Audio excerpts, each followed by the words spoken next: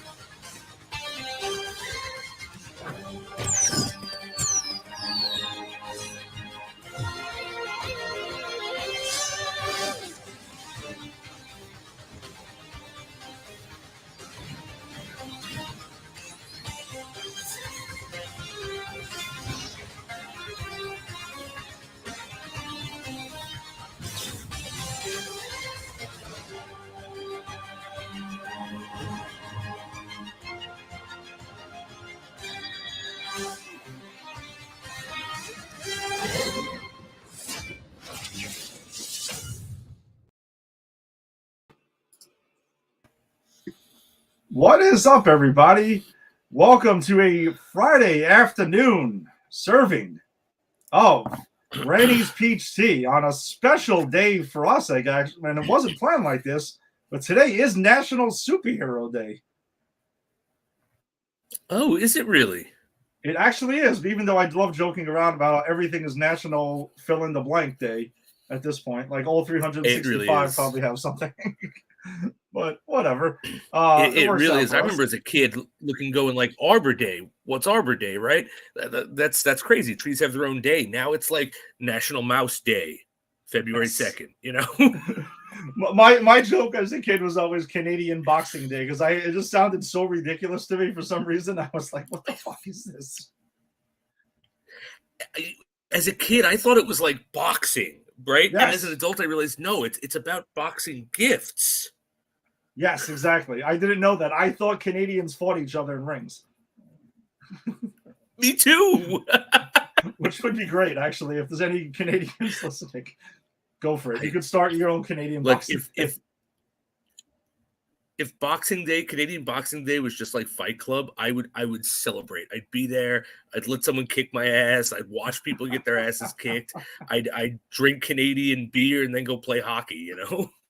That would be great, dude. That sounds like a fucking awesome day. We could drink some like Labatt's and shit like that. Oh yeah, some nice little bats. Oh, I haven't had one of those in a while. All right. Well, for those who are counting, welcome to episode 156. So we're excited. We got a lot of wall-to-wall X-Men. Not that we actually haven't, but now we're really going wall-to-wall X-Men because we got X-Men 97, episode 7 to discuss today, which dropped on Wednesday. We got a Deadpool and Wolverine, a brand new trailer to discuss that dropped the other day. I believe it was Monday or Tuesday. I think it was Monday morning that dropped. And also, we are starting, finally, the Fox X-Men era of live-action movies begins this afternoon. We will be discussing the OG from the year 2000.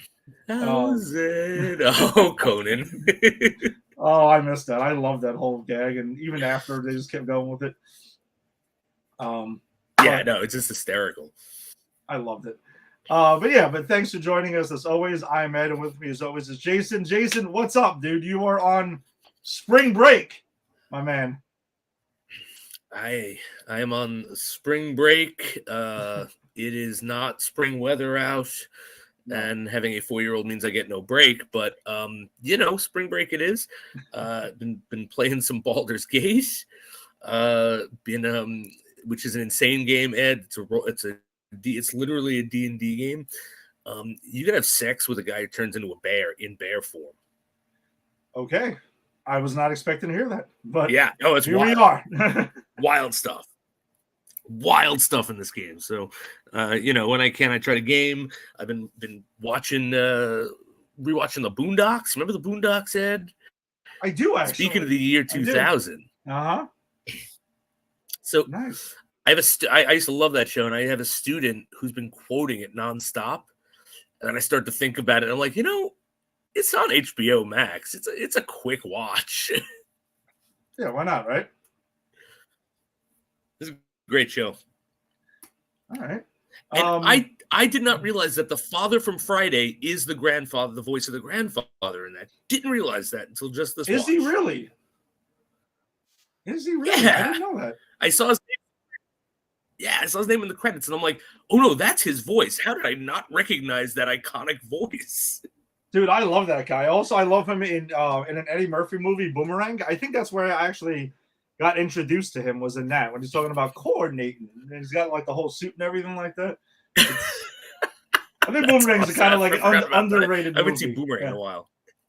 No, me neither. Which ties into what we're talking about today, right? Because Halle Berry is in Boomerang, who was Storm in the original X-Men run.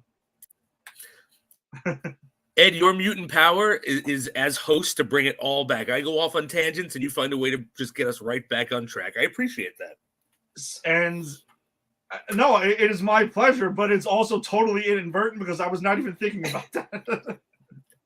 It just somehow appears. That's why it's your mutant power, man. Yeah, I got to go to that school. I hear that they can teach you how to like hone in your powers and like your abilities, so I can actually know when it's going to happen.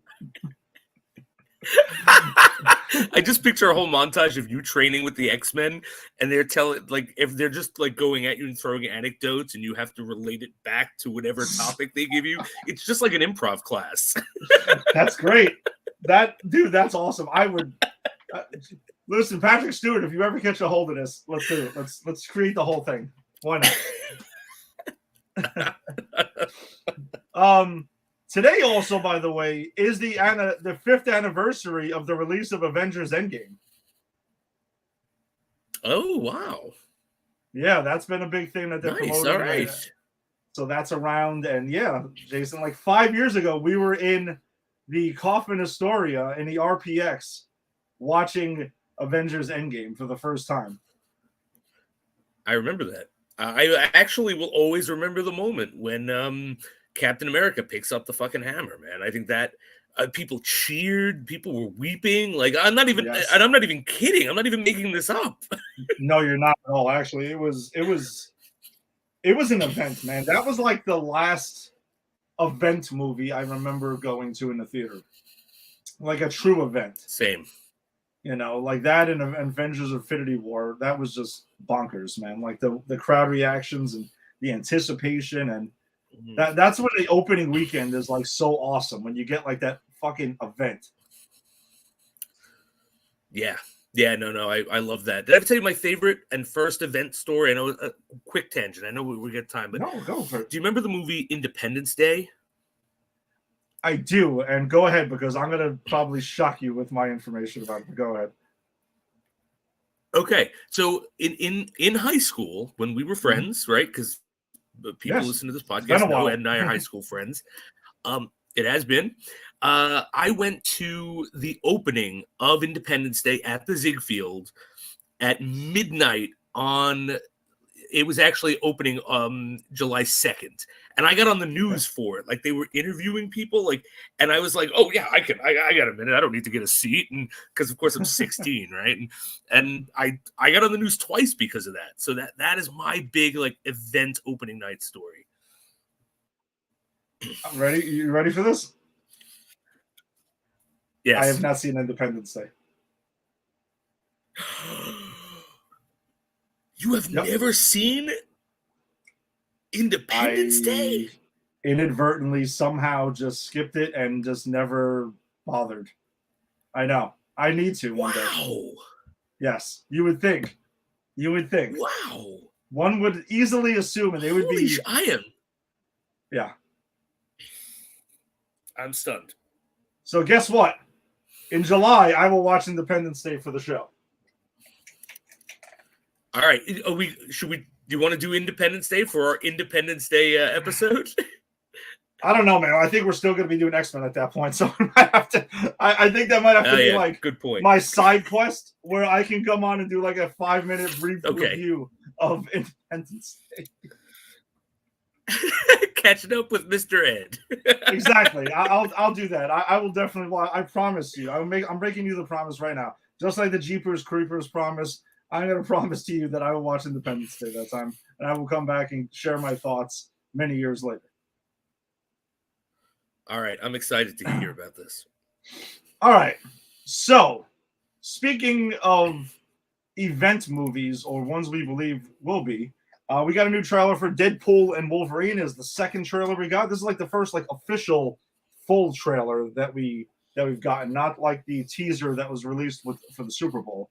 So Jason has not seen this, and this is what we're doing now. Jason will not be watching. You're going to get a genuine trailer reaction of Jason right now because he has not seen this trailer. I have watched it like 5 times, I think, during this week. So I'm pretty jacked up for it. We're going to see Jason's eagle eye right now catching because there are shit peppered through this little trailer here. So let's go ahead and watch it together. Let's check out this trailer for Deadpool and Wolverine. Let's add that to the stage and let's roll. I told you, you're not welcome here. You're not welcome anywhere. Now get the fuck out of my bar. Just give me one more drink and then I'll leave. Hi, Peanut. I'm gonna need you to come with me right now. Look, lady, I'm not interested. All right. Oh, I'm sort of on the tick, so upsy daisy. Here we go. Oh, whiskey dick of the claws. It's quite common in Wolverines over 40. You don't want this. Unless you want to take a deep breath through your fucking forehead, I suggest you reconsider.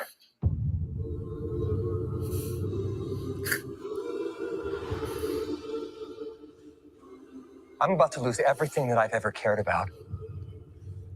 Not my fucking problem. Is that what you said when your world went to shit? Come again. This Wolverine let down his entire world.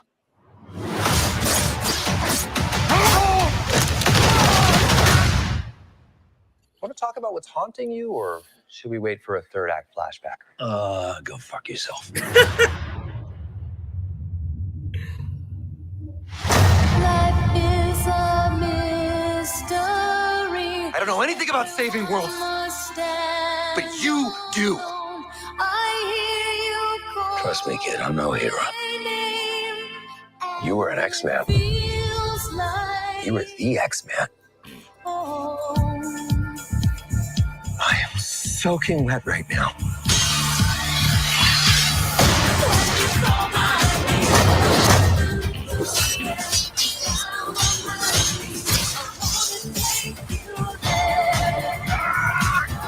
Boys are so silly. This is what I'm talking about. Big slow motion action sequence. Who knows if you live or die? Let's fucking go. Let's fucking go.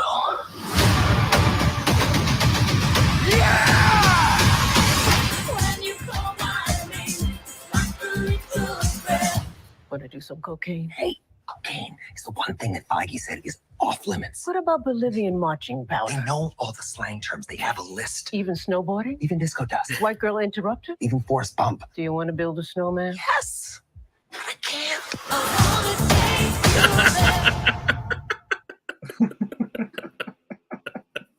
Well, I can tell by your actual reactions. I mean, I think you definitely enjoyed it.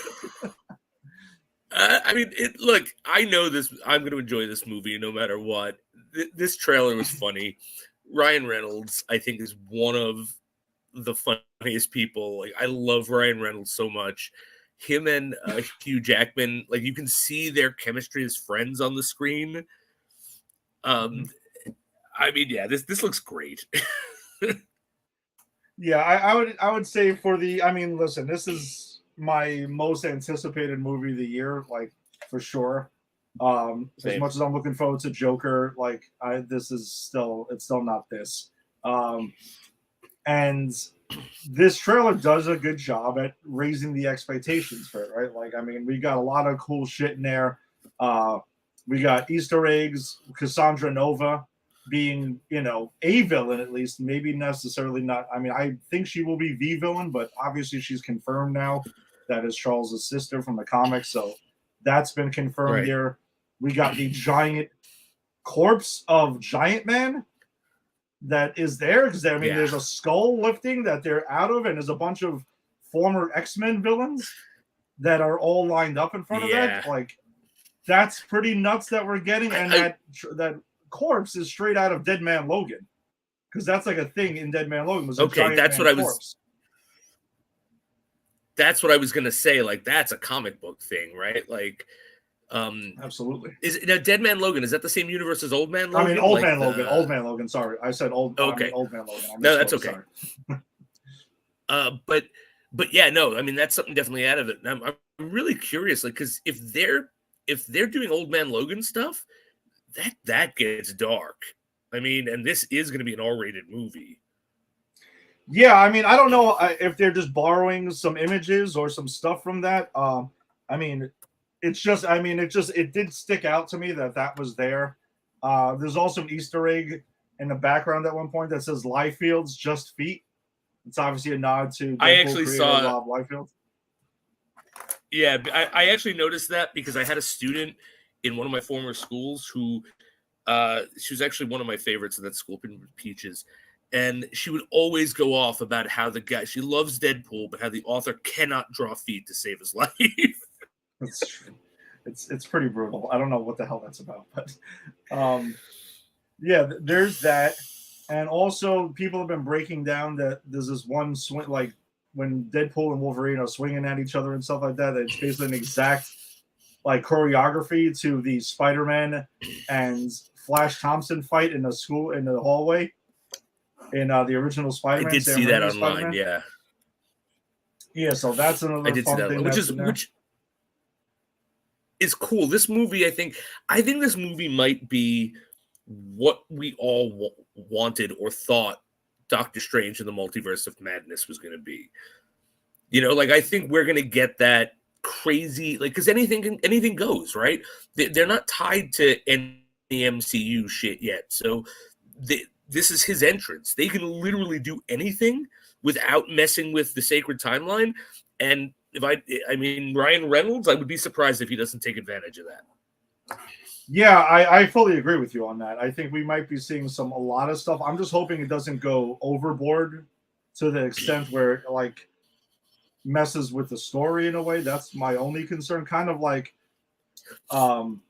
the Crisis on Infinite Earths that the Arrowverse had, where it was like just cameo after cameo after cameo for the sake of cameos, and then like afterwards you look back and you're like, well, that was fun, but what the hell just happened? You know what I mean? I don't think that's going to happen here, though. I think they'll have it under control. I don't either. No. And I guess one of the other main talking points since this trailer dropped has been exactly which Logan is this that we're getting in this movie. So there's been theories thrown out there. One of the theories is that if you remember back, and we'll be rewatching Logan, down the line in the next month and change or so, or 2 months actually. That Logan had a past where him and Charles kind of like were held responsible for the death of the X-Men. And we see a quick shot in there with Logan there with, it looks like maybe a bunch of like tombstones kind of. And you wonder maybe if this Logan was plucked out of that universe, right, at a different time, maybe. Or is he hiding out in the MCU? Because there's also another thing is some eagle-eyed people have spotted out that in She-Hulk, in a newspaper, there is a whole thing about a guy with claws being kicked out of a bar. So the question is, did this Wolverine leave his universe and has been hiding out in the MCU the whole time? I don't know. I mean, there's a lot of theories going around. Yeah, so my first thing is this, Jason. You tell me if you disagree. I don't think this is them resurrecting the Logan that we saw die in Logan. I don't think there's any chance of that, and I'm pretty sure Ryan Reynolds and Hugh Jackman addressed that a while ago. I could be wrong. Yeah. But I'm pretty sure they put that to rest immediately because they wouldn't. That would be stupid if they did that. Yeah. No, and because the point isn't to bring Hugh Jackman's Wolverine into the MCU.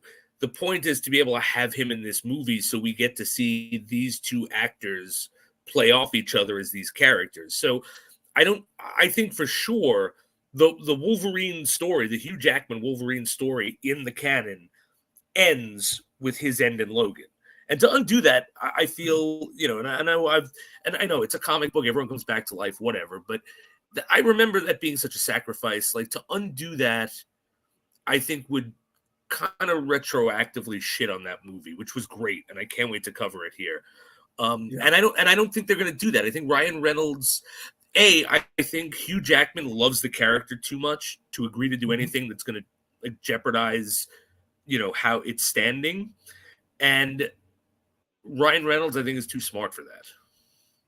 Yeah, I'm gonna throw out my theory to this, which is kind of something that's a little bit simpler.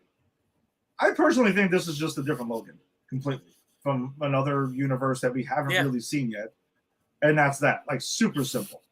I don't think... I'm not truly on board, at least at this time, with the Wolverine from a different part of the Logan timeline, because as we get into the Fox X-Men movies, as we go on, we will be trying to piece together and trying to make sense of the timeline, because it does get a little bit crazy after a while. We'll try our best. Yeah, it's wacky. With the time travel, it gets wacky. Even before that, just movie to movie, there's times where after a certain point, it started becoming like, all right, what is going on right now? So that's my guess. I think the cleanest way that they can approach this is just another Wolverine from another timeline, and that's that. And I'm not saying they're not going to have some fun with Logan or that, and I think that's going to be a running joke in the movie, is going to be poking some fun at the Fox X-Men timeline. I don't think there's any question about that. I mean, they already joked about it in Deadpool too, in the post-credit scene. So, yeah.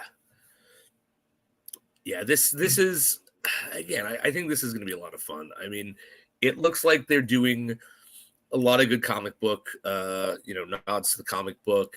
I still do think that this is going to be somehow like somewhat based on Deadpool kills the Marvel Universe.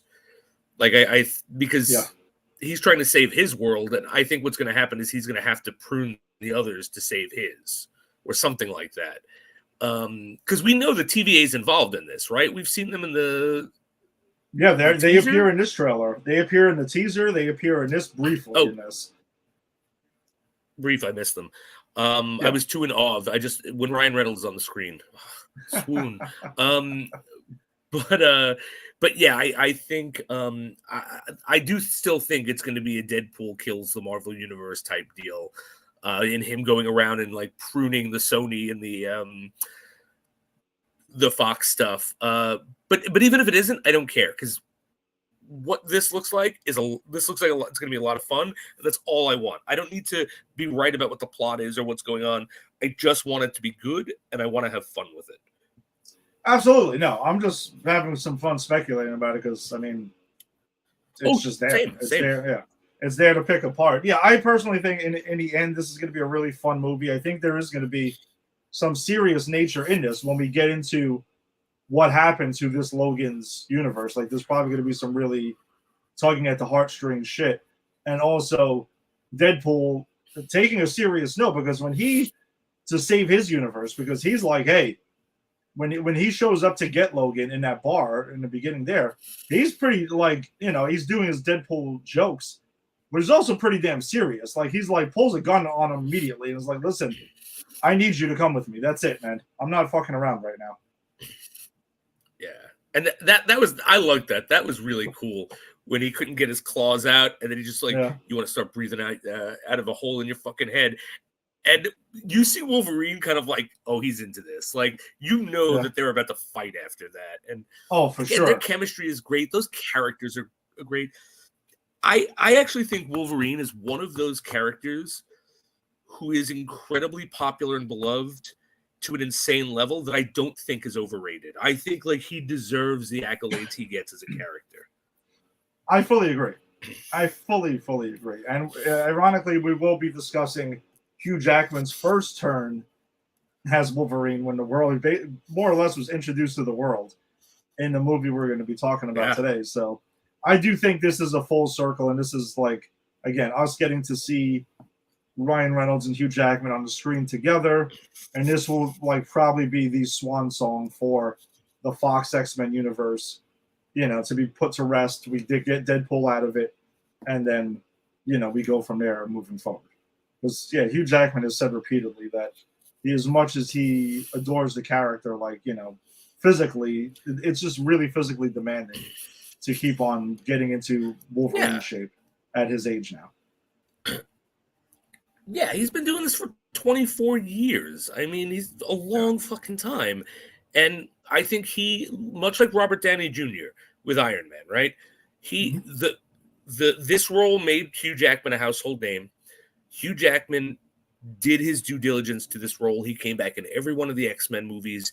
Even when they reset the timeline, it was still him. You know, he's coming back. Like, this man deserves a rest, though. Doing these movies must be hard. It must be physically demanding. And, you know, he was good at it.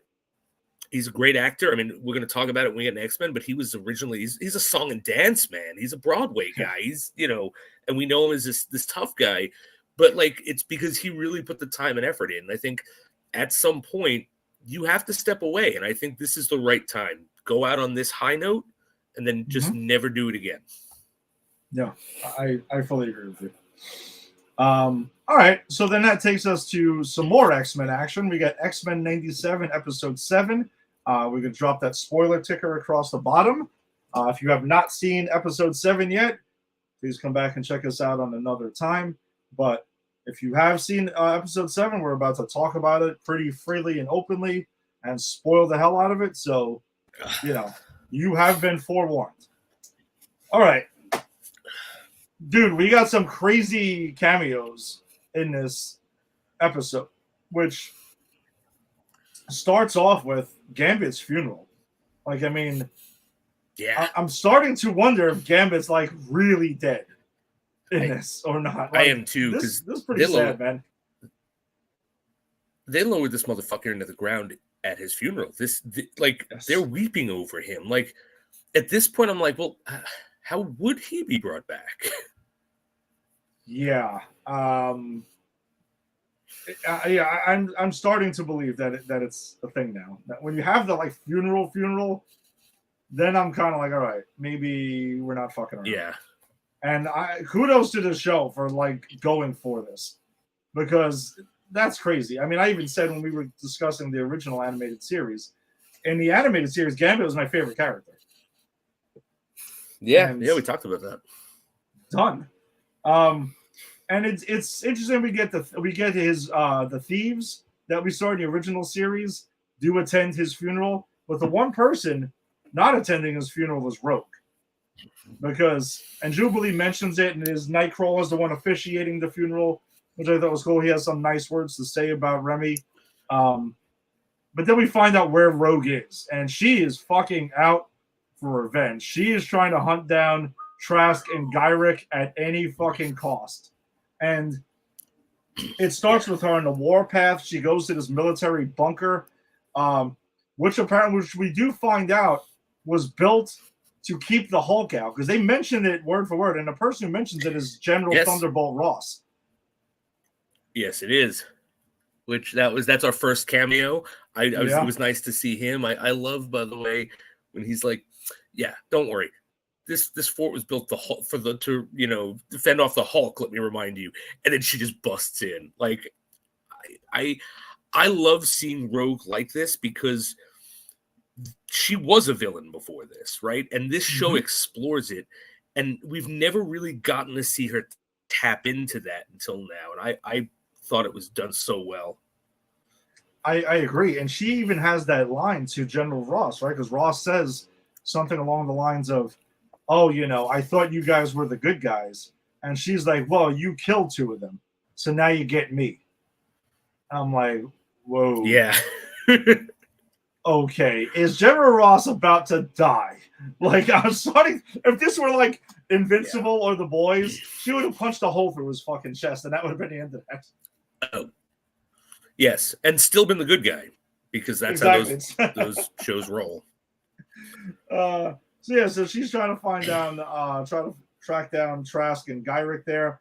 Then we do get a quick cut to Cyclops talking to Senator Kelly through like a Star Wars type like hologram thing, and he's asking for help based on what happened in Genosha. And Kelly, unfortunately, is kind of like playing politics with this. Like, he's trying to like somewhat not get involved and kind of leaving the mutants hanging, which is pretty fucked up. Yeah, no, absolutely, I agree. And that's the thing. Like that what I like about this incarnation is they're really kind of leaning into and exploring the politics of dealing with mutants and being a mutant. And even at the end, not to jump around, but even at the end of this episode, when Sunspot reveals himself to his mother, and she's like, hey, that's cool, but we got to be discreet. We can't let people know. Right. So even like not just the senators and not just the politicians are playing politics, kind of everyone is playing politics around the mutants. And I thought that was like really interesting to include as a through line. Yeah, no, you're 100% right, because like you had mentioned, we do find out later Jubilee and Sunspot kind of like he outs himself to his parents, and they're like, yeah, we kind of knew. At least we know why our houses were on fire.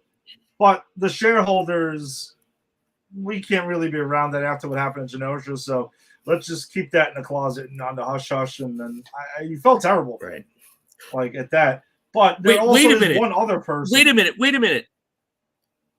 Ed, this show is too woke. He had to go back in the closet, and they couldn't show that he was a mutant to shareholders. Oh my God, I thought this was just people in spandex kicking ass, but is this an allegory for homosexuality? Oh my God, ex-woke. Oh man. Yeah. Again, this is another episode kind of like hammers that home. No, but you're right though. It's true. Like again, for those who didn't get the X-Men, I'm sorry. It's there and it's always been there, man. That's just what it is. That's how it rolls. So either you've been on board with the X-Men and you actually knew what was going on, or you're not, and that's it. And if you're not, then then gotta find something else, I guess, or just deal with it. But the other person that plays politics in this episode is our craziest cameo here, is Captain fucking America.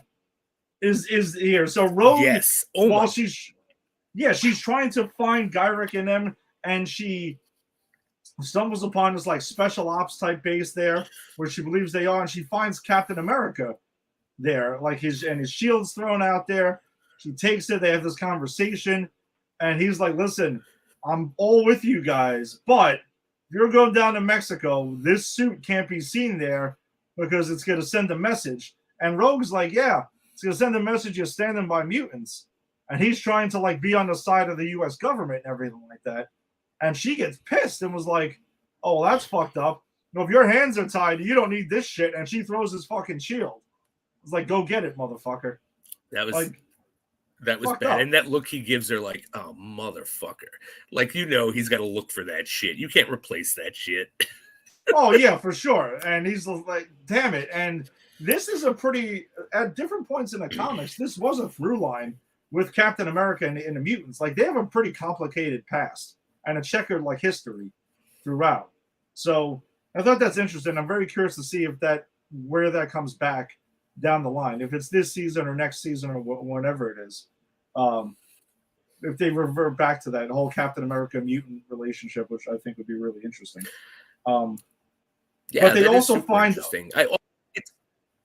It's kind of antithetical to Captain America in Civil War, right? Because in Civil War, Captain America's like, fuck you ain't putting us on a registration.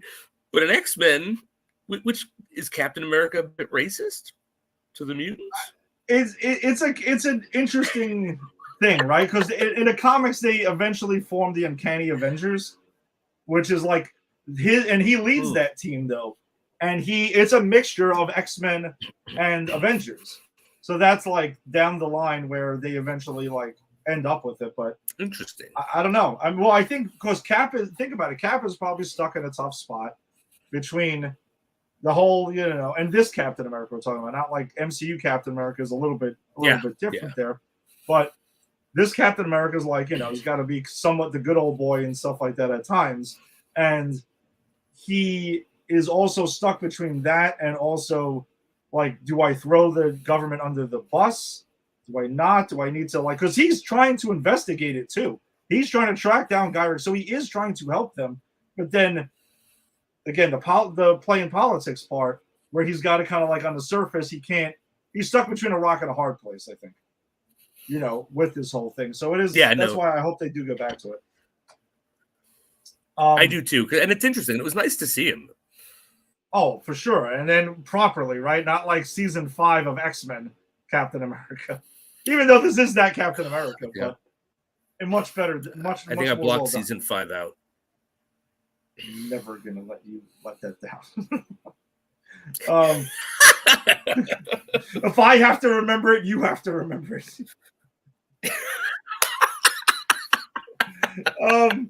But they also find the whole thing that's OZT, which is they believe is like a special ops thing, and we're gonna get back to OZT at the end of this episode, because that is a pretty big thing that was left there. So we cut back to the X-Men in Genosha. They're taking a look at the aftermath of what happened.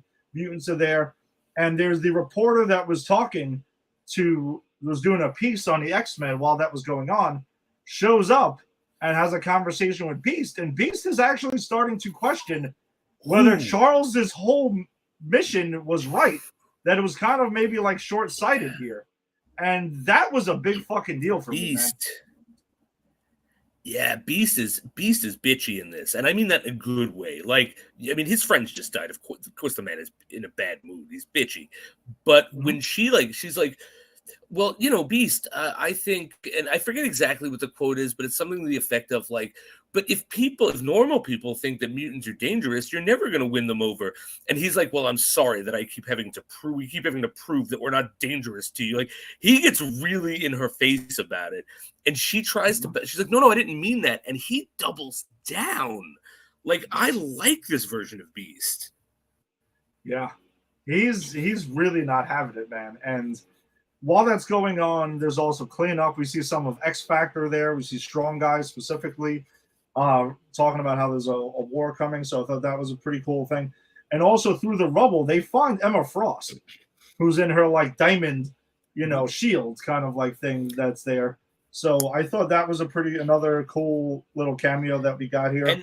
And they acknowledge that it's the first time that they say, because this happened in the comic. Like, originally, Emma Frost the White Queen did not have that power. And then they gave her that power somewhere along the line. And they kind of addressed that here. They're like, I think Beast, right? He's like, well, it looks like her genes have mutated in the crisis to protect her. This is another latent mutant power. And it's like, good on you guys. You didn't have to throw that in there. You could have just said she's always been able to do that. No one would have remembered except for like, people like us. But good on you for addressing that. Yeah, details matter, man. Details absolutely matter. And all right, they took the time, to get into that. But then Trask contacts the team on a Blackbird. Is like, hey, listen, you got to come to Mandrapore. I can go ahead and give you this whole thing, that he had to have a conversation with them, and he would help find out what's what. And they go to Mandrapore to meet him.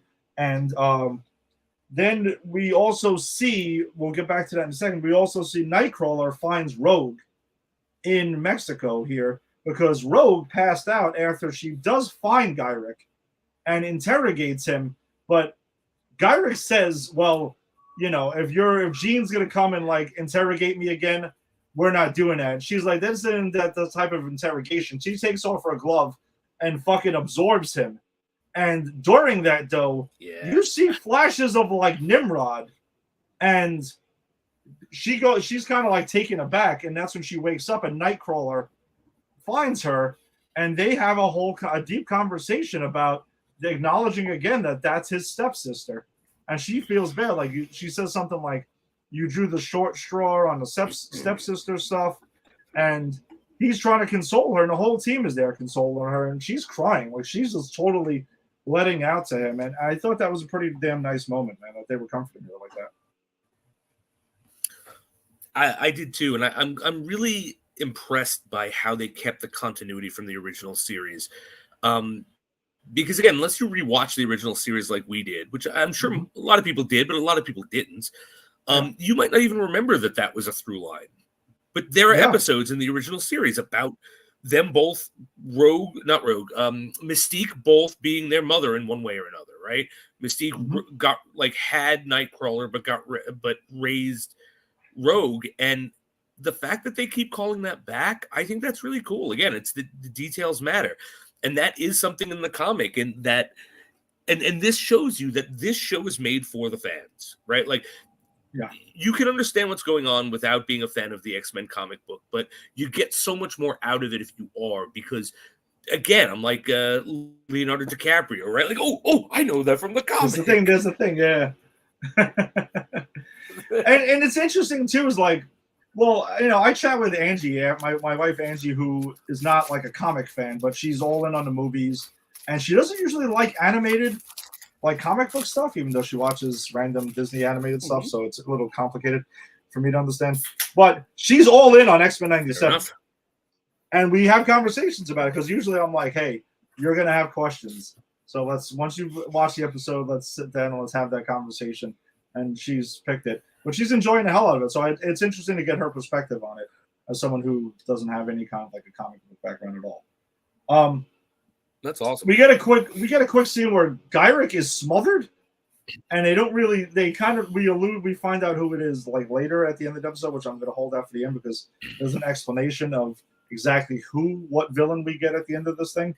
Yeah, I actually need a little Ed Camus professional here, like advice here, because I have no idea who this person is. I got a little splur. I got a little thing to go ahead and dissect that for. Nice. So Rogue goes ahead and they find Trask there. Trask is at this window. Looks like he's gonna fucking off himself and jump. Even Wolverine says, we're gonna have to save this scumbag, aren't we? And Rogue goes up to him and is talking to him there. And she's pretty much like, he says something along the lines of like, I got nothing. And she's like, neither do I. And she fucking drops him. And she essentially fully intends on murdering Trask. Yeah, she tries to murder him in cold blood. Like, not even like heat of battle. She's like, oh, you got nothing for me? Fuck you then. Exactly. And even Worf says, is this who we are now? But Trask ends up flying back up, and we find out he's like this cyber sentinel that's going on here, and the team has to battle him. And one thing I didn't understand with this, it's a pretty cool fight that goes on here. Where did Quicksilver come from? Maybe I missed him at some point, but Quicksilver jumps in, lays down a bunch of punches, and gets taken out by him. I'm like, wait, I don't remember seeing Quicksilver with the team, leaving them from Genosha. It was just weird. I thought it was cool, but weird. Yeah, I agree. That I didn't even clock that. Yeah, I'm like, wait, what? I mean, maybe I'll rewatch it again and I'll see they show him in the background boarding the Blackbird. I don't know, but Cable shows up though during this battle, and it is finally revealed in continuity there officially, because Jean reads his mind, and she says, "Hey, he even tells her you're not her." So also confirming that Madeline Pryor is Cable's mother, and even says to Scott, like, I don't have time for the reunion right now. So they're finally within the show are finally confirming for everyone who maybe is still somewhat speculating that, that's Scott's son. Yeah, right, let's move on. Nathan Summers is there, and he knows it. I hope we get Strife. I really hope we get Strife. Dude, with this show, everything is on the table right now. Everything's on the table. I know. Comics-wise, everything is on the table. And it's awesome that they're doing this. And also, with the show being as successful as it is, like, they already got 2 seasons in the can, and Disney Plus is like, give us more. Because we want to keep this going, man. The fans are eating this shit up. Yeah. It's awesome. It's a pretty big deal. But then we also get a scene here where Mr. Sinister is revealed to be kind of like, or perceptively, at least to the characters, to be fully behind this thing. And we find out he's talking to this like shadow character there. And this shadow character calls him out and says, "Hey, you guys have been failing at this since 1992," which I loved, by the way. That they were saying, love that. Yeah, that was great. Yeah. I love what he says. If I'm going to do anything, it's going to be the opposite of what you would do. Yeah, you guys have been a roadmap to how to fail against the X-Men. So screw you guys, essentially. And I thought that was great. Kind of like also calling out all like Saturday morning cartoon villains and shit like that for the longest. Yeah. But then we find out though that he calls out. He says, the X-Men have been feeding the world a lie. Charles is still alive because he's been using this technology, and we find out he knows what happened in episode 6 with the Shi'ar that says that, hey, I know Charles is alive. So let's cut the bullshit here. And I've also been feeding the world a lie. And we find out he's got Magneto captive with one of the collars on, and he's shaving him there and warming him up with some hot towels there. And that's how the episode ends. It's a great episode. But go ahead, Jason. You had something to say. I was going to say this. Do you think that he has accessed the futuristic technology of Spaceballs, where he was actually able to get his hands on the DVD of season 5 of X-Men and watch it so he knew what happened?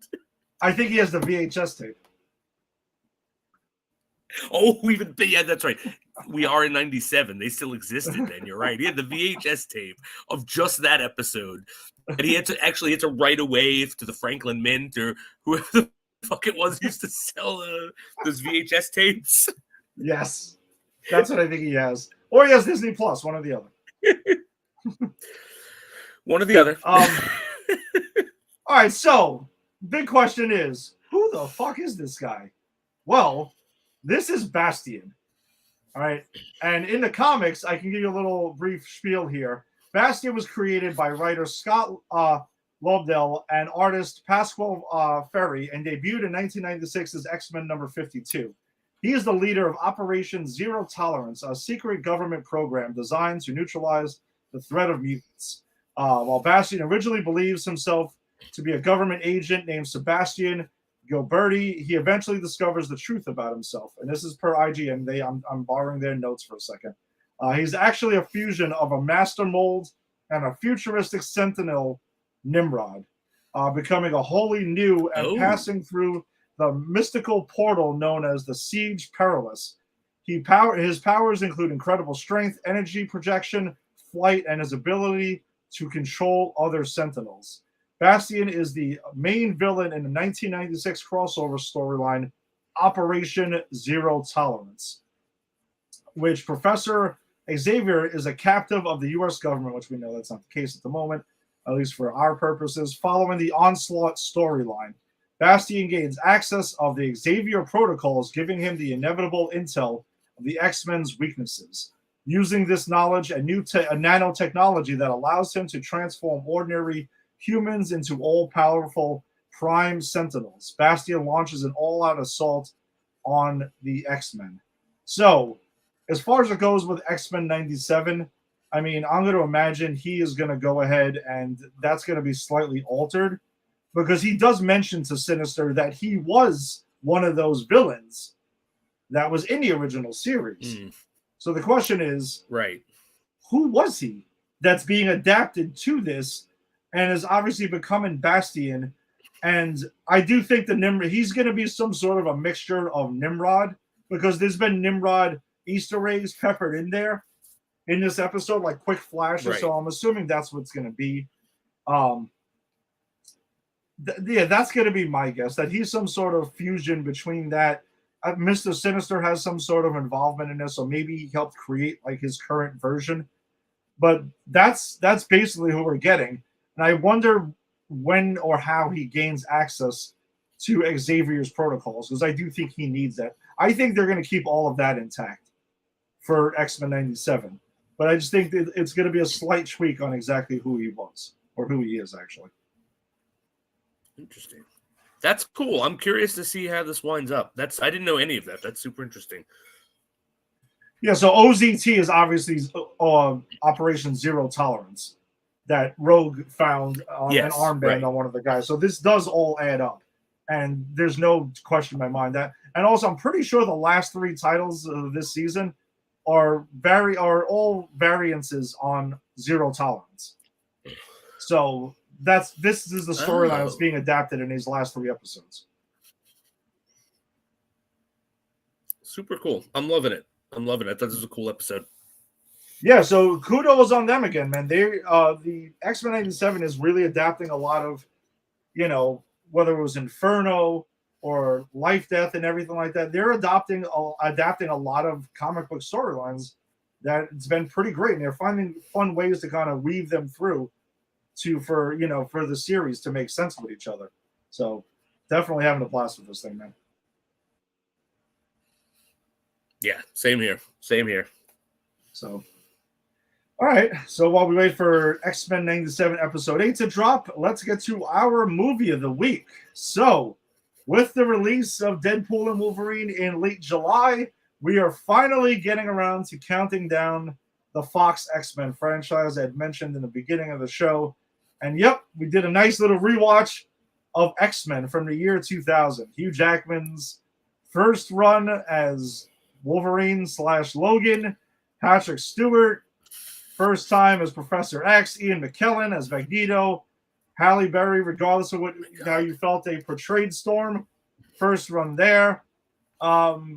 Jason, how was your feelings on going back and revisiting this one? Like I love this movie when it first came out. I love this movie when I watched it the other night. Watching this makes me really wonder what the MCU is going to do to adapt like this franchise, because the casting on some of these roles are so perfect. Like Patrick Stewart as Professor X, Ian McKellen as Magneto. That's perfect casting. And I'm sure they'll find someone, but I don't know if anything is gonna like really reach the level that this casting of this movie did, with the exception, I mean, like this bad casting too, right? Like Halle Berry isn't the greatest Storm. I don't hate her, but she didn't have much to do. They completely fuck up on Sabretooth, which we'll talk about. But yeah, which I'm going to say though, the Halle Berry thing. I'm sorry, the Halle Berry thing. Just to comment on there quick. Listen, she's an Academy Award-winning actress. She's phenomenal, but you're right.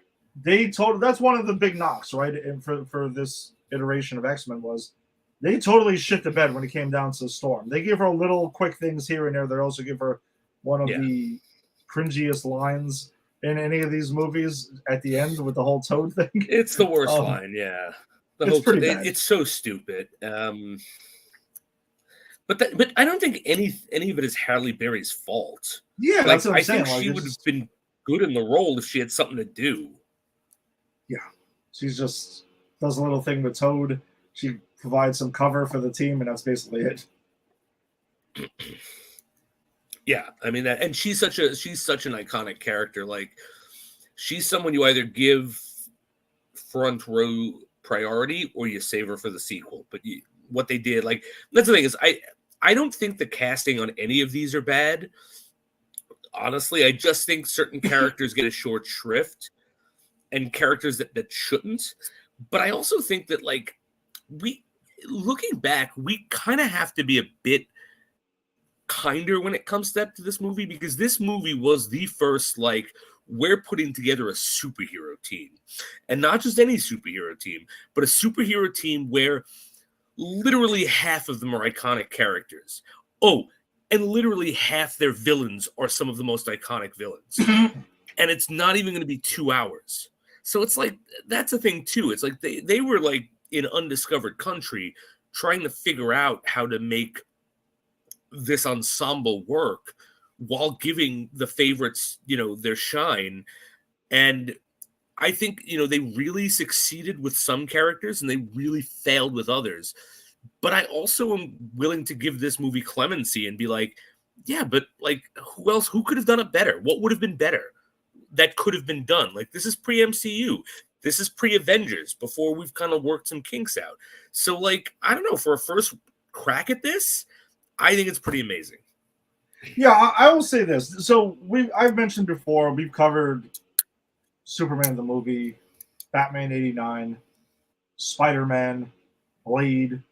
This X-Men is one of those landmark movies that, I mean, this was pre-Spider-Man. So this was one of those that was like, had to do a lot of heavy lifting and with not much of a roadmap, like you had mentioned before that, to go off of. And this is right off the heels, though. The 90s the X-Men were the superhero team in the 90s. Wasn't the Avengers, wasn't the Justice League. Yes, they were. It was the X-Men. Okay, so this is like at the height of their popularity and stuff like that that's going on here. I will say is that you're right. The runtime of an hour and 45, 47 minutes is pretty damn short considering what this movie is asked to do and introduce the X-Men and world build for this entire thing that you had mentioned. There's a lot of iconic stuff to introduce, and unfortunately, that's where I think this movie does suffer at times. Storm gets the shit end of the stick, and we're just going to talk about this movie. Next week we'll go on and by each one. Yeah. But for this film, Storm gets the shit end of the stick, even though you casted Halle Berry at this time. Cyclops also doesn't really have a whole hell of a lot to do in this. Neither does Jean. Nope. Like, hardly at all. It's basically Rogue and Logan and Charles, Magneto. That's who kind of get like the focal point of this thing. Yeah. And it's been said right by now. Basically, this movie takes Rogue and makes her the Jubilee fill-in, essentially, right? To do that swap for whatever reason they decided to, they did. But you know what kills me though with that, popular Jason? Character. Yeah, she was, but Jubilee is in this movie. She's in the classroom. I know. What? I know. We see her in the iconic. Yes. Yeah.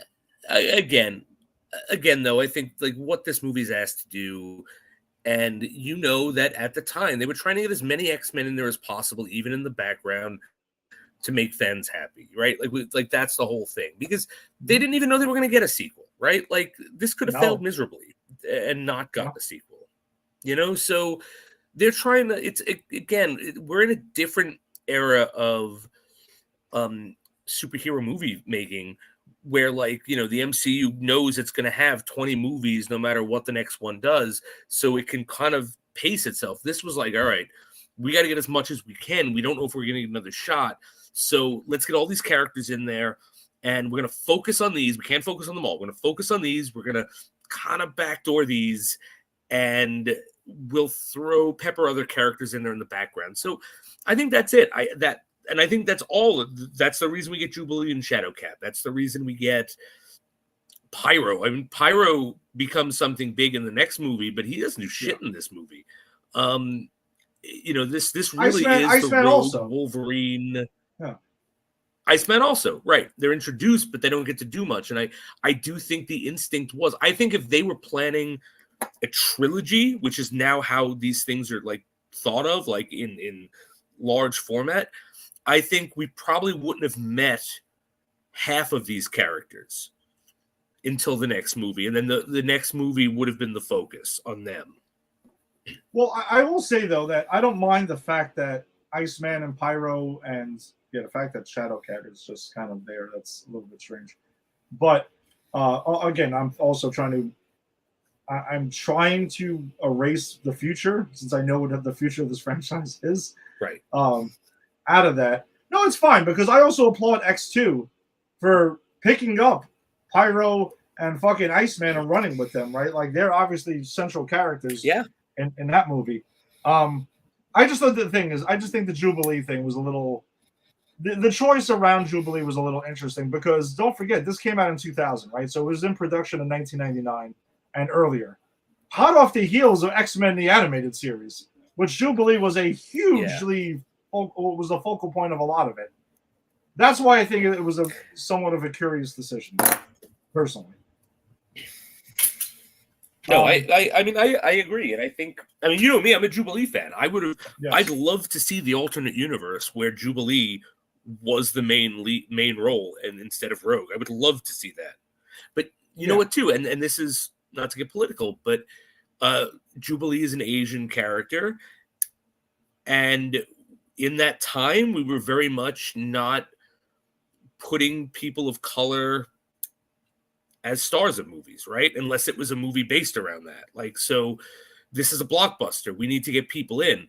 Well, how many, people don't want to come in and see this half Asian girl. They want to see Rogue. They want to see this Southern white woman.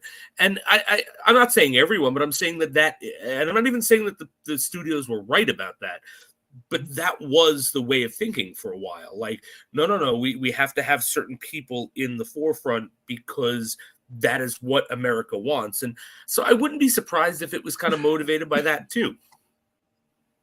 Yeah, no, I'll second that.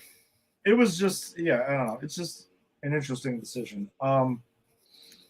And I guess also we do get a lot of other things that are peppered in there. And it's just, I guess it's in my mind because we're watching X-Men 97 and we just watched the animated series. Like, there's also a throwaway line that Henry Gyrick was like the pilot for Senator Kelly at one point. Like, he's like, where's Gyrick? And it turns out he was like murdered. Like, he was just a random throwaway character. I was like, that's crazy. Knowing that, like, what we know, right? That like, fresh in our minds. So I thought that was kind of cool. We also get a Stan Lee cameo very, very abruptly on a beach when Senator Kelly is walking up on the beach after he's been went through Magneto's cool mutant machine. It's a really cool shot, but he doesn't even have like a line. It's a blink and you miss it.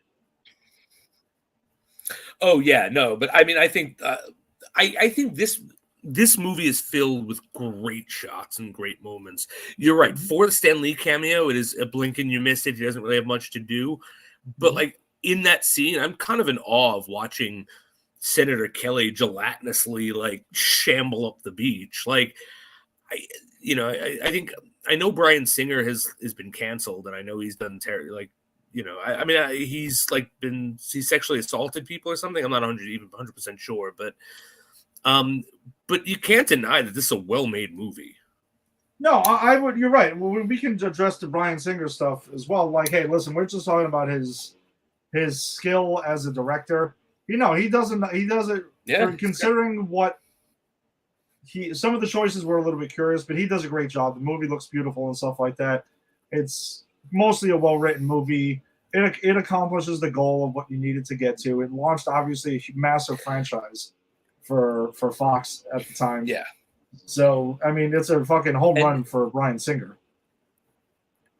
And there are some of those action shots, like when Magneto is rising in the Statue of Liberty, and the camera kind of turns, and you see the fireworks. Like, there are so many shots like that where it's like these are grand spectacle shots and done so well. Like, it was beautiful to watch some of these.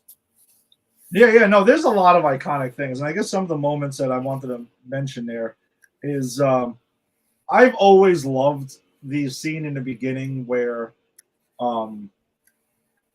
Jean is giving the speech to the I think it's the UN Council and stuff like that, and she's speaking to them about mutant rights, and they're talking about enlisting the Mutant Registration Act, and Senator Kelly's there and fighting back against it. Like, we're getting all that. And then afterwards, we get the first on-screen encounter between Patrick Stewart's Charles Xavier and Ian McKellen's Magneto in that like little hallway, which I thought was awesome. That's when he hits him with the line that I've actually quoted over the years in various moments where it's like, why do you ask the questions you already know the answers to? Like, I've always loved that because he asks him like, what are you doing here, man? Like, we both know that you don't agree with this shit. So what are you up to, dude? And I've always loved that. And instantly, it's like I their love that comes chemistry back was in the just end awesome. too. Oh yeah, for sure. And I'm pretty sure it's quoted throughout the franchise, like on random points. Yeah, I think you're right. But since you brought up Magneto, I want to say that like Magneto for me steals this movie. I think personally, and I can make a case for this, I think this is Magneto's movie. We open with him and his history, and like I think it's him and Charles's movie, but I think that's the driving force, and I really like that. Like the Rogue and the Wolverine stuff is interesting, but everything that happens because of Magneto. Yeah, you're right. And Magneto like, has and I one think of my favorite scenes in the entire movie later on in it. Mine too, but go ahead.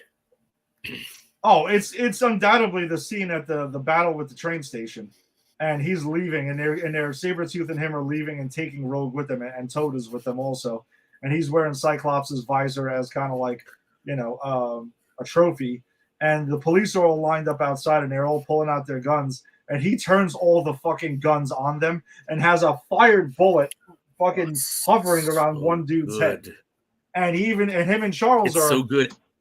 Yeah, Charles is using Sabretooth and Toad to communicate to him and tell him to like let him go because he's got him by the throat. And he's even like, listen, I don't think I can stop all these bullets.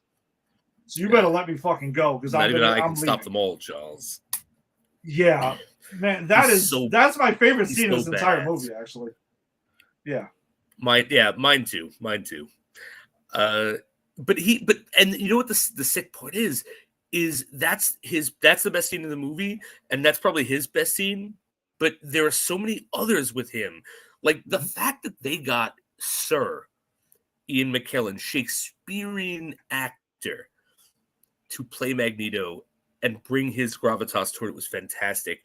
Like he has the moment when he's got them all in the Statue of Liberty, and someone says, "Storm, shoot a bolt of lightning." He goes, "A bolt of lightning through a copper conductor." I thought you lived in a school. It's my favorite. That is my second. Yeah, that is my second favorite thing I was going to say with Magneto. It's so badass because he's got like Logan there with like his claws next to him and stuff, even though he gets out of it, but he has them all in a fucked up spot, all within the Statue of Liberty. So there, good. which I thought was cool. What else is it? By the way, the choice to kill Senator Kelly in this movie, being what we know of Senator Kelly becoming President Kelly, that was a ballsy call there because Mystique assumes his identity by the end of the movie. Yeah, and so we do still, I believe we do still get a President Kelly, right? Like that's the second one. Yeah, I believe so. Maybe I'm wrong. I think that's actually it's. Yeah, I'm trying to remember because I actually haven't watched these in a minute. Yeah, that's all right. I'm going to say we'll get to it next I'm week. say he does. I think I kind of like that they killed him. I thought it was ballsy. I like his whole arc. And he's got a small arc, but he's like, I hate you mutants. I'm clearly the Southern Republican senator who wants to stop black people from voting. And then like Magneto's plan is brilliant. Magneto's like, I'm gonna turn you into one of us. Fuck you. Yeah. You'll protect us because now you're one of us.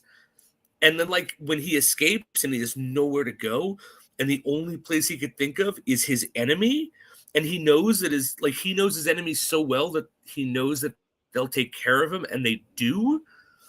And they're genuinely trying to save his life. Like, there's nothing they could have done. I love that moment. Yeah, he goes there, and because when Senator Kelly gets to the mansion and he's on the table, right, in the doctor's table, and Jean's trying to treat him as well. Charles, he mentions he couldn't go to a hospital, and Charles says, "Well, why? Because they would treat you like a mutant." And he's got like nothing to say there. Oh my God! X-Men are so woke. It's so new to me. I've never seen X-Men before. Do you mean that in this movie, the allegory of the X-Men are people of color and segregation is kind of a thing? And they're making, oh no, it's so woke. Oh my God. Oh my God. Jason, that's it. I gotta leave. I cannot believe this has been brought upon me. I mean, I can't watch this anymore. Sorry. By the way, to our viewers, I am sorry, but this will happen every single X-Men episode because I am so incensed at people bemoaning that X-Men is woke all of a sudden because it's clear they've never fucking read or seen or done anything X-Men related. No, they have basically looked at the comic covers, looked at the toys, and never actually opened the book or like actually watched anything, and just shut their brains off and didn't pay attention. One or the other here. Yeah. All right. So other things I definitely wanted to touch upon though during this thing is, well, yeah. So the love triangle is introduced between Logan, Scott, and Jean, and I guess. I don't know. Maybe I was wondering if it felt like it was a little bit somewhat undeserved or something like that. Like, I don't know. It's, I guess. All right. So, okay. So I'm not the only one, right? Like, No. I guess I could somewhat explain I it felt away the same of way. Logan. Yeah. Like Logan, maybe just, hey, sometimes when you meet somebody, it's kind of like an instant, like, crush. Maybe they got just like a physical attraction going on here. Because he's flirting with her, like, also, and Yeah. I guess there's not really much flirtation back. He's even says something like, "Hey, you got, you just couldn't wait to get my shirt off again," or something like that. Because again, she's treating him as a doctor, and I don't know if it's one of those doctor fall in love with their patient scenarios. That's the part in this whole thing that kind of feels weird to me. Is why does Jean feel anything for Logan? I guess is why I'm a little bit questioning this. Yeah, I agree. But here's the thing. I watched this and I went, one of the things I would make on this movie, and it's a small one, is that the whole love triangle feels forced. His whole like his antagonism with Scott feels forced. But again, I write that off as this is something that if we're making an X-Men movie, everyone knows this, everyone loves this, everyone's going to want to see this. We got to make it work somehow. So I think it was just they had to get certain things in. Now, did it work? No, I don't think it did. I think the whole how do I know it's you? You're a dick. Oh, it's you. It's like that. None of that is earned. Logan's relationship with Scott or Jean, I don't think is earned because. Like, you're not going to have that animosity toward a guy who's dating a girl that you just saw and thought was hot. I mean, guys would hate almost every other guy in the world if that were true.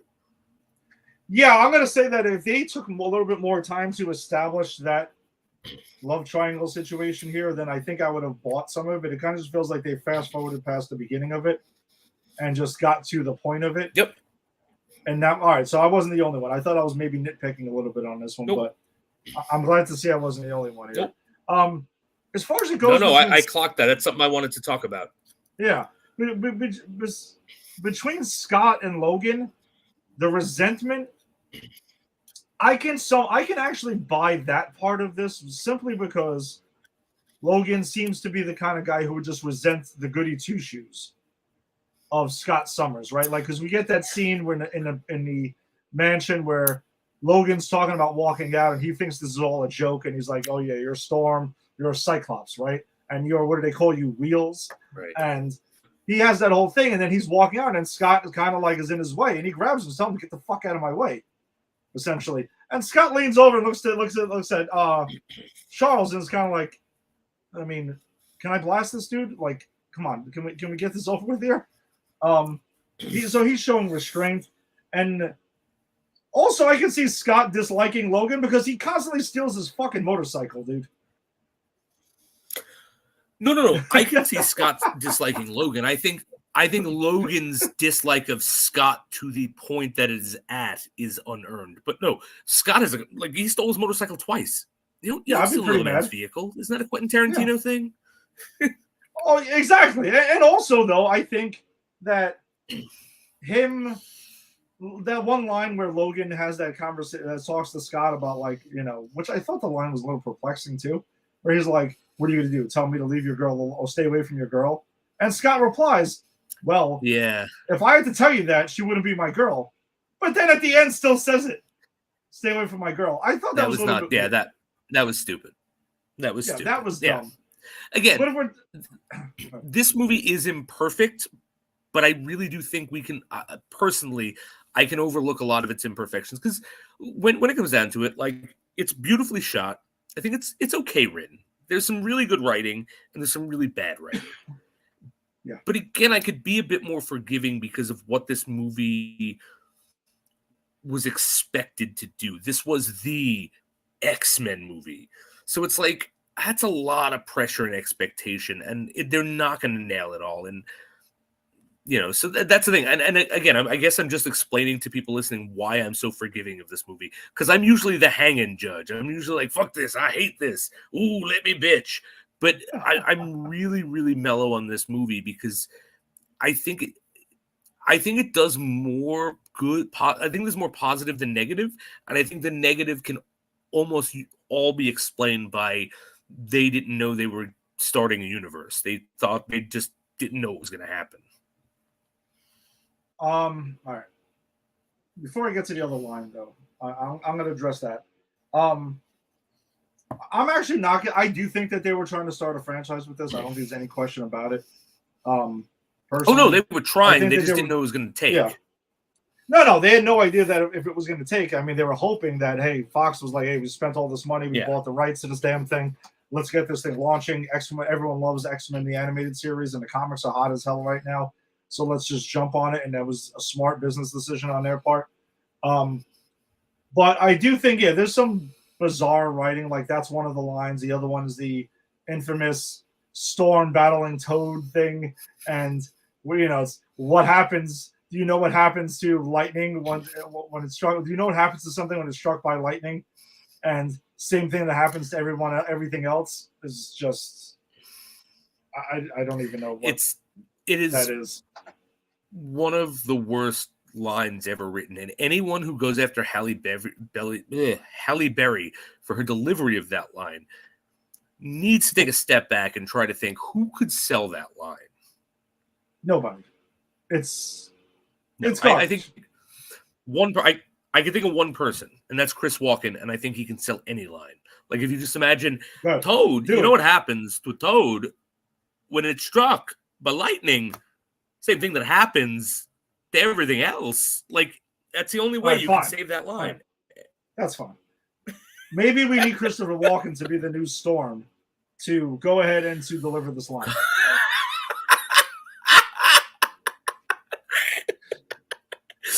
Wow. Now I want to see that vision universe. Man, if Deadpool and Wolverine could somehow fit in like a post-credit scene and just give us that, now that would be fucking something. That would be amazing. Just Christopher Walken as Storm. Yes, delivering that line, nothing else.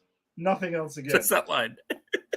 I will say though that listen, I enjoyed this movie still. I still had a lot of fun with it. A lot of it was nostalgia because I was getting the, nostalgic feeling while watching because I knew what was coming and I'm like, ooh, cool, this is the first time we saw this. This is baby Hugh Jackman as Wolverine. And as the movies go on, we can actually see how much bigger he gets throughout these movies. Because he's in good shape in this movie, but he's not fucking, jacked. He wasn't Jackman just yet. Yes, yeah. Pun intended. Nicely done. It was, there's a lot of that in here. And again, I do cut it some slack because of what it was when it came out and what it was asked to do. And my dings on it are some of the creative choices that were in here that don't ruin the movie for me, but I'm still going to acknowledge them.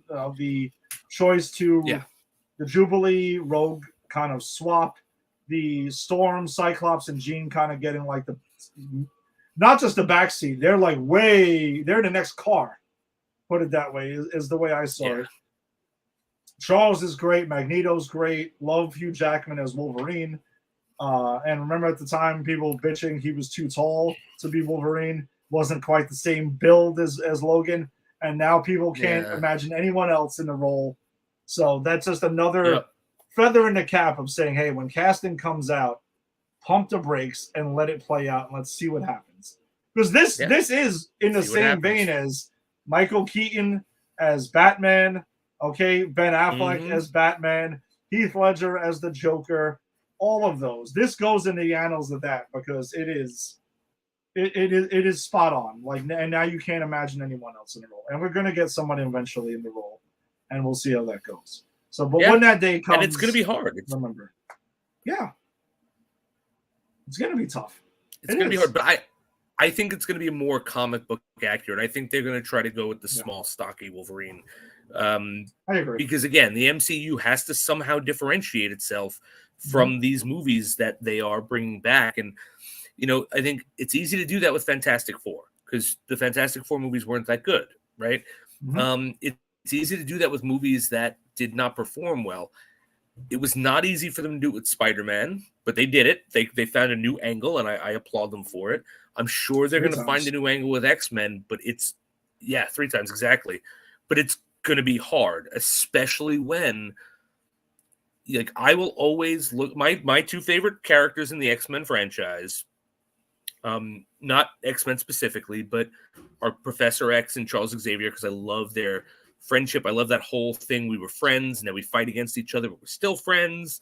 Yeah, but it's like, and that's on display in this. Right at the end, he goes and he plays chess with them, and he keeps them company.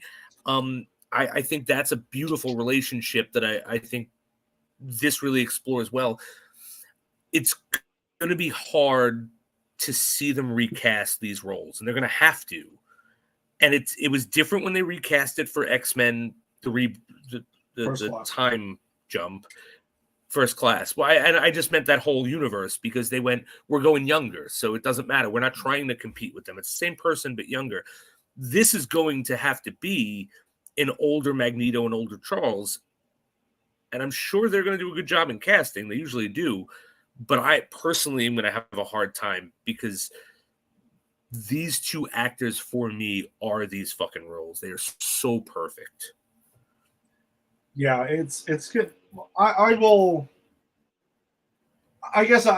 definitely go into it open-minded when that day comes because, as I just mentioned, of course, casting, this is how it is. And also, we've had like 30 Batmen at this point.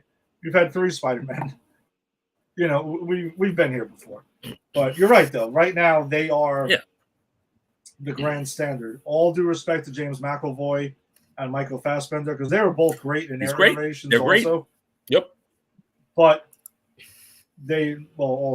we'll get to those movies eventually. It wasn't their fault, but yeah, their franchise also went way off the rails over time. But man, whoever steps in as Wolverine, though, that's good. That's going to be a tall task. I don't even know which way they're going to go with this. No, it is. It is. So what else is there? Yeah, we also get some cool fights in the movie. You know, especially the throwdown at the end with Mystique and Wolverine. That's like a classic battle that's been referred to as she transforms into Wolverine. They fight each other and stuff like that. Yeah, he stabs her and stuff, and then she ends up being morphs into like a cop and gets medical attention at the end of the movie before resuming the role of Senator Kelly, as you had mentioned. At the end of this movie, we get the setup and the introduction of Magneto's plastic prison, which gets mentioned. X2 does a great job at picking up right where this shit left off, though. Yes. Continuity between X-Men and X2 are flawless, though. X2, I would say, is a perfect sequel. Not a perfect movie necessarily, but a perfect sequel to this movie because it takes everything I liked about this movie and everything I wanted to be better, and it improves on it. It makes the stuff I like better, and it makes the stuff I wanted better. And so, like, we'll get to it when we talk about it, but I think X2 is a perfect sequel because it really does a lot of stuff that was not necessarily followed up here is followed up there. And it's, again, I think that it's smart. I'm really glad this was a success and I'm very excited to rewatch and talk about X2 next week because I think that is my favorite X-Men movie, like out of all of these. It's for me. It's definitely in the conversation for the best X-Men movie currently, right? Like if we're going to consider all this whole franchise, X2, Deadpool, Logan. I currently put First Class in that thing. It was First Class. I fucking adore that movie. Yeah, and that was like Great movie. one of those going into it where I had zero expectations. I didn't know what the hell to expect, and it blew me away. And it's got Kevin Bacon. That's It Sebastian does. Shaw. He's awesome.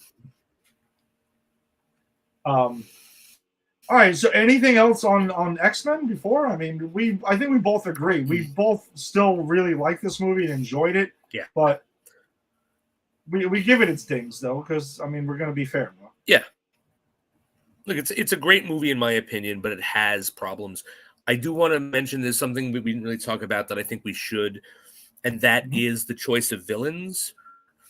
Magneto clearly is the villain he should be. I think Toad is a great choice because no one gives a shit about him, and it doesn't matter that he gets the short shrift because he does. Yeah. Right? All the villains do because Magneto is your villain. I think Mystique is used well enough in this movie.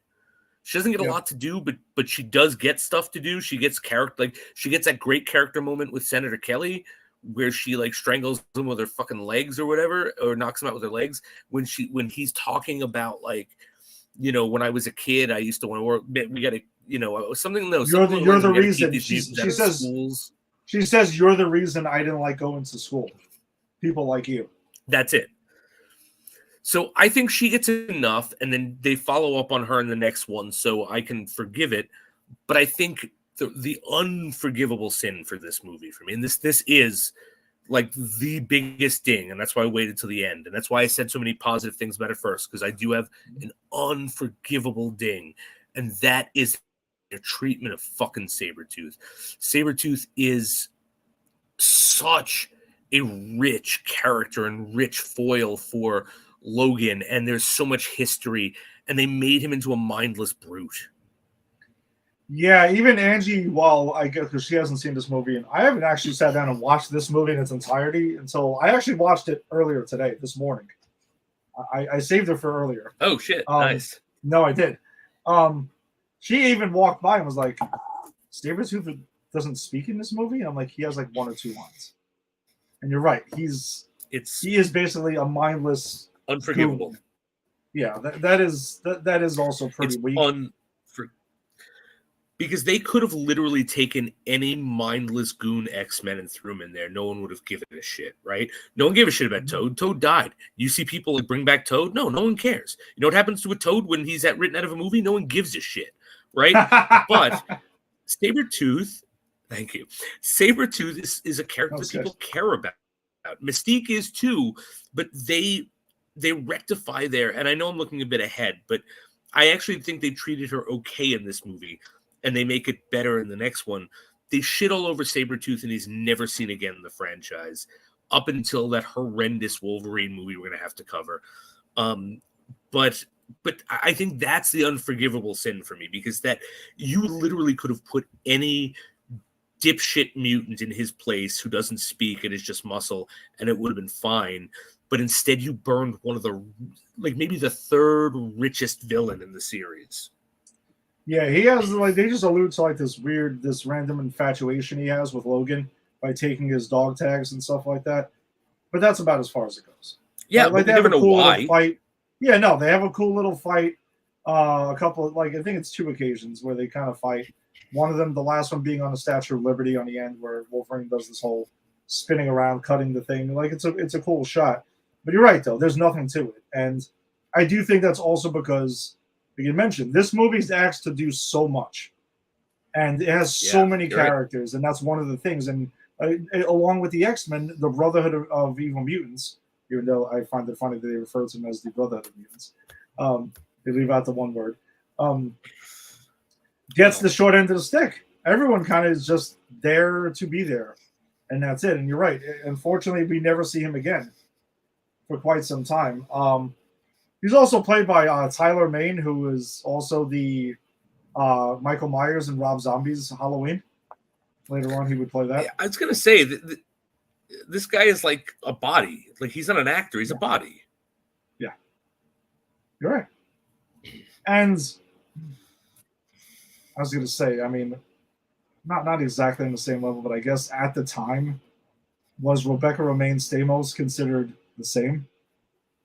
She was just like, "Hey, be naked Mystique," and we need somebody You know what? who would look good blue painted.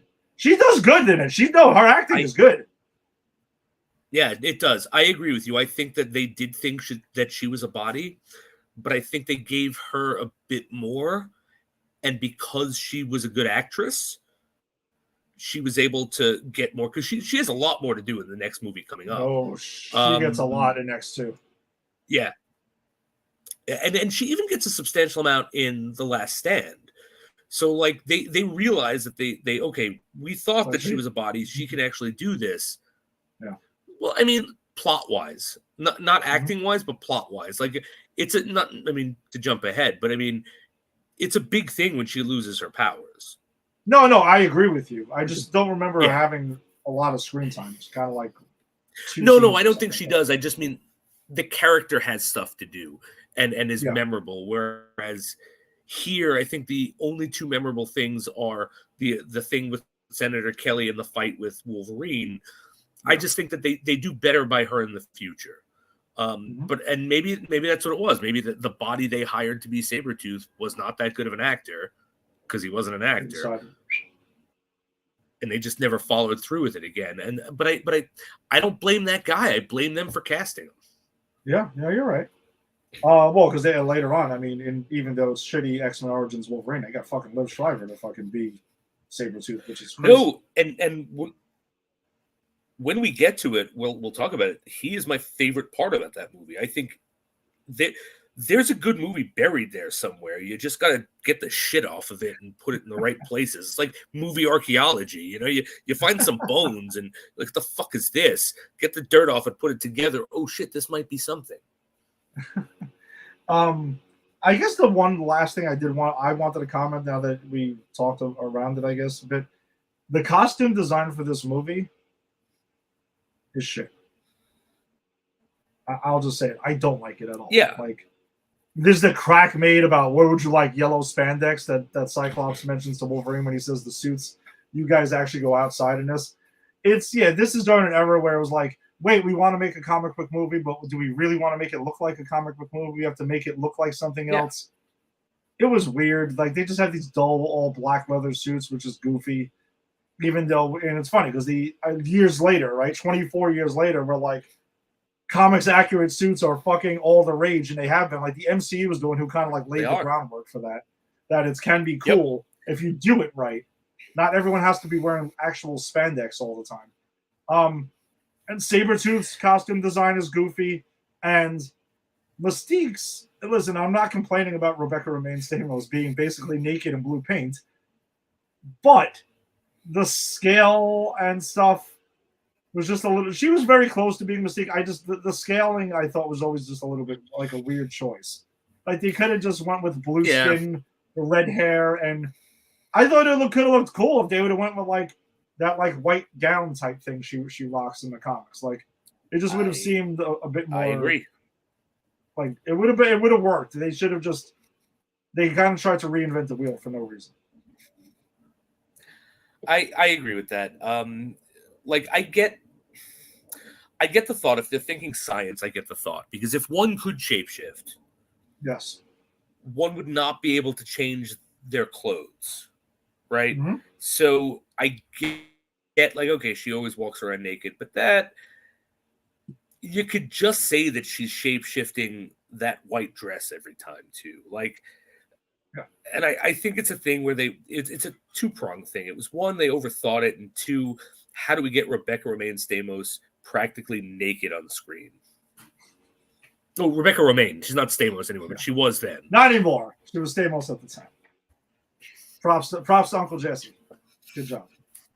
Props to Uncle Jesse. The blue, the pink bunny. All right. So I think that's kind of it, right? I think we've tackled it. Yep. All right. So thanks for joining us as always. If you joined us on the Facebook live stream, be sure to check out Granny's Peachy's Facebook group. Where we drop a lot of trailers and other cool shit on our Facebook group. So it's a lot of fun there. Check out Pop Culture Pros and popculturepros.com because that's who we are presented by. YouTube, subscribe to Pop Culture Pros. On X, you can follow at Pop Culture Pros as well. You'll find us there or wherever you found your audio-only podcast.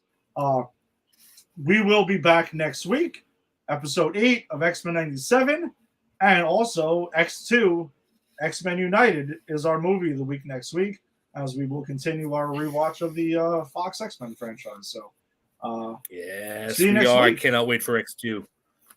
Absolutely, man. I'm pumped for this one. So, all right, we'll see you next week. Peace.